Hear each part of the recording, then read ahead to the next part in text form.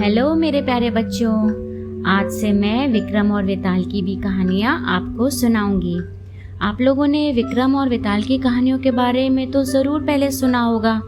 इन्हें बेताल पच्चीसी के नाम से भी जाना जाता है, जो 25 कथाओं से युक्त एक ग्रंथ है। इसके रचयिता बेताल भट्ट बताए जाते हैं, जो न्याय के लिए प्रसिद्ध राजा विक्रम के 9 रत्नों में से एक थे। 9 रत्नों मतलब उनका एक सेट ऑफ 9 मिनिस्टर्स था, उनमें से वो एक थे। ये कथाएं राजा विक्रम की न्याय शक्ति का बोध कराती हैं। बेताल प्रतिदिन एक कहानी सुनाता है और अंत में राजा से ऐसा प्रश्न कर देता है कि राजा को उसका उत्तर देना ही पड़ता है। और उसने शर्त ये लगा रखी है कि अगर राजा बोलेगा तो वह उससे रूठकर फिर से पेड़ पर जा लटकेगा। लेकिन यह जानते हुए भी सवाल सामने आने पर राजा से चुप नहीं रह जाता। तो ये था एक शॉर्ट में इंफॉर्मेशन विक्रम वेताल की कहानियों के बारे में। आज हम लोग सबसे पहले ये जानेंगे कि आखिर विक्रम और वेताल की कहानियों का सिलसिला शुरू कैसे होता है। तो बहुत समय पहले उज्जैन पर राजा विक्रमादित्य शासन करते थे। वे बहुत ही न्यायप्रिय, कुशल और प्रजापालक राजा थे। वे अपनी प्रजा का पूरी निष्ठा से ध्यान रखते थे। उनकी प्रजा भी उनसे स्नेह रखती थी। एक दिन राजा विक्रमादित्य से मिलने एक साधु आया और उसने बिना कुछ बोले एक शरीफा भेंट किया और चला गया।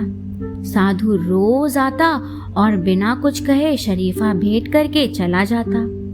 राजा वे सारे फल अपने खजांची को दे देते। एक दिन राजा ने वह फल अपने खजांची को न देकर एक बंदर को दे दिया। बंदर ने खाने के लिए वह फल 2 हिस्सों में तोड़ा, तो उसको तोड़ते ही उसके अंदर से एक कीमती रत्न निकला।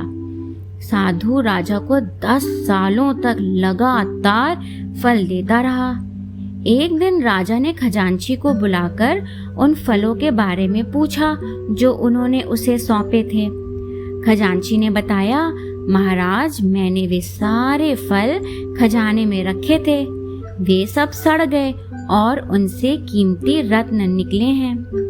अगले दिन जब साधु आया तो राजा ने उससे कीमती फल देने के बारे में पूछा।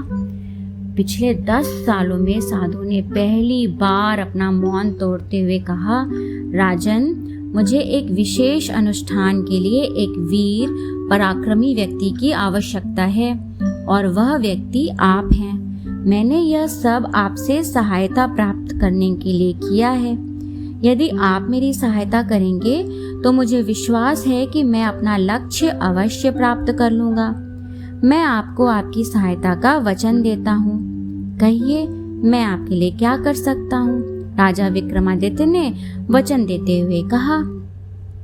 साधु ने राजा को अमावस की रात शमशान घाट में स्थित बरगद के पास मिलने को कहा और वहां से चला गया। अमावस की काली अंधेरी रात में राजा विक्रम अपने हाथ में तलवार थामे महल से निकल पड़े। वे जल्दी ही शमशान घाट पहुंच गए। वहां पर चारों तरफ हड्डियां, मांस और कंकाल आदि बिखरे हुए थे। सियार और उल्लू आदि की आवाजों से पूरा वातावरण भयानक हो रहा था। लेकिन राजा विक्रम बिना डरे हुए आगे बढ़ रहे थे। वे बरगद के पेड़ के पास पहुंचे। साधु पेड़ के नीचे ही बैठा हुआ था। राजा विक्रम को देखकर साधु खुश हो गया और बोला, राजन, आपने अपना वादा निभाया, मुझे खुशी है।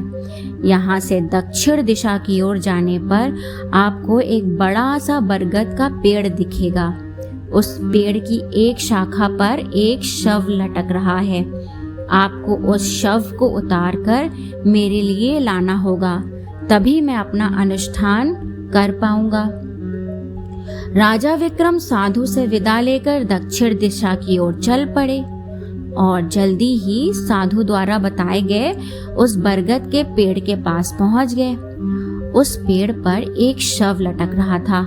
राजा विक्रम साहस पूर्वक उस पेड़ पर चढ़े और शव को अपने कंधे पर टांग लिया। वे पेड़ से नीचे उतर आए, लेकिन अचानक शव उनके कंधे से फिसलकर जमीन पर गिर गया और दर्द के मारे कराह उठा। राजा ने सोचा कि शव में अभी भी जान है। राजा उसे उठाने के लिए झुके, लेकिन शव हंसते हुए वापस पेड़ पर जाकर लटक गया। राजा विक्रम समझ गए कि शव बेताल के अधिकार में है, लेकिन वे डरे नहीं और हिम्मत करके पेड़ पर चढ़कर शव को उतार दिया और कंधे पर लटकाकर शमशान की ओर चल पड़े। राजा विक्रम अभी कुछ कदम ही चले थे कि वेताल बोला, राजा विक्रम, तुम्हें मुझे पकड़ने में बहुत मेहनत करनी पड़ी। तुम थक भी गए होगे।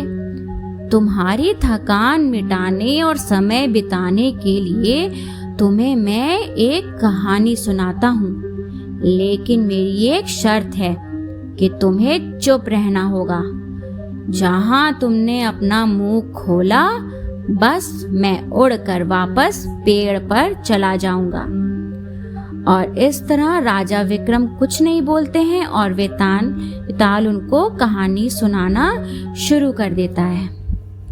तो बच्चों, आज हम लोगों ने राजा विक्रम के बारे में जाना, उनकी और वेताल की कहानियों के बारे में जाना। अब जो सबसे पहली कहानी वेताल ने राजा को सुनाई, वो मैं आपको अगली बार सुनाऊंगी। तब तक आप सब मेरी कहानियाँ एंजॉय करते रहिए। Bye bye.